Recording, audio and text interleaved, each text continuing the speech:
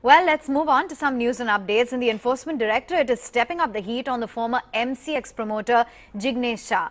Days after the CBI launched searches at his offices and residences in New Delhi and Mumbai, the ED has now moved to file a fresh case against Shah over the unauthorized stake sale by MCX's foreign investor Alexandra Mauritius. Vijay Iyer has all the exclusive details. Vijay, looks like they're not backing down. It's clearly more trouble for Jignesh Shah. What exactly is this new charge from the ED?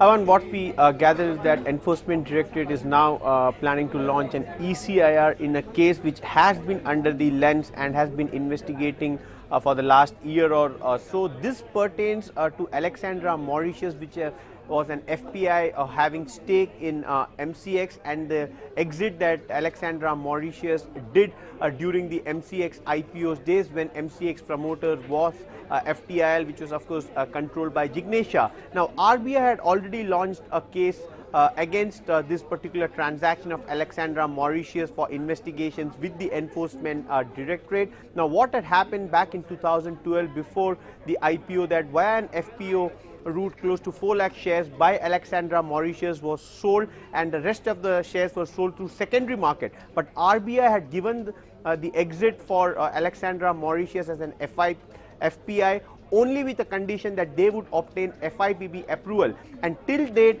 there are no traces of Alexandra Mauritius obtaining an FIPB approval. That is where round tripping is being investigated by the Enforcement Directorate, and now we understand with the material that they have gathered with the RBI complaint, ECIR would be very soon launched against FTL as a former promoter in MCX, and also Jignesh Shah, who controls FTI as a majority shareholder. Having said that, also the current management of MCX has been sought particular details of all the transactions which have happened in MCX. Also there are indications that details have been sought from CBI by the Enforcement Directorate. So clearly, although MCX current management has nothing to do with the previous management, but clearly MCX current management will have to cooperate with the investigating agencies, and the whole issue of round tripping by using Alexandra Mauritius, the then FPI who exited MCX during the IPO, is now under the scanner, and very soon a ECIR would be launched by the Enforcement Directorate.